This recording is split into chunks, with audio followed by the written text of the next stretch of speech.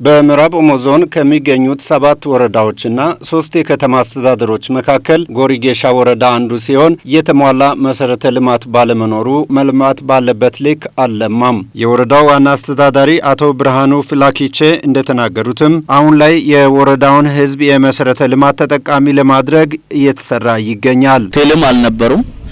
አሁን ቅርብ ጊዜ እንደሚታዩት ያው በ2017 የተገነባው በትንሽ በ3 ወር ውስጥ ቴሌ እዚች ተተክሏል። የገጠር ከተማ ሲሆን መብራት ያስፈልጋል።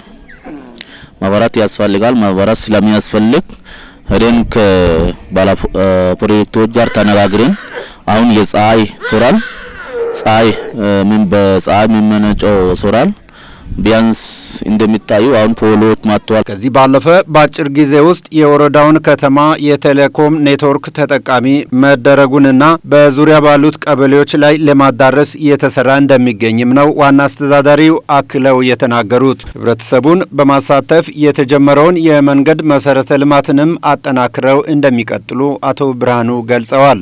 አንዱ ችግር የመንገድ ጉዳይ ነው።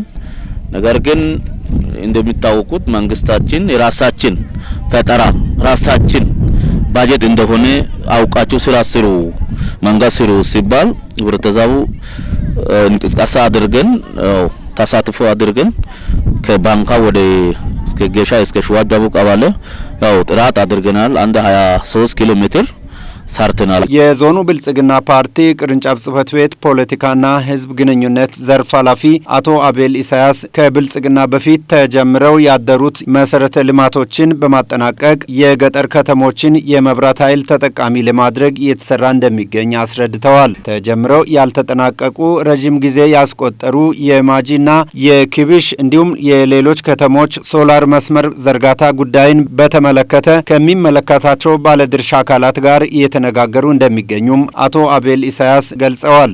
እነዚህ የሶላር ፕሮጀክቶች አንድም በዋናው ማዕከል በፌደራል ማዕከል የሚመሩ ፕሮጀክቶች ናቸው።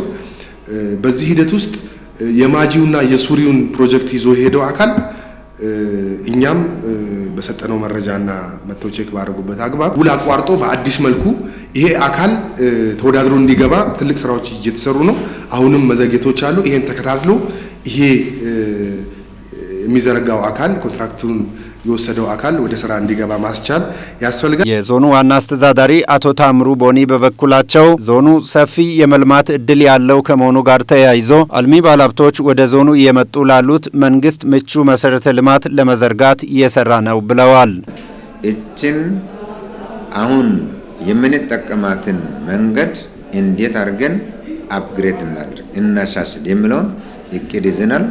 ቀጣይ ባለሀብቱም አርሶ አደርም ሁላችንም ተቀናጅተን ገብተንበት ደረጃውን የጠበቀ በስተ መንገድ እንዲሆን በቅንጅት የምንሰራ ነው የሚሆነው።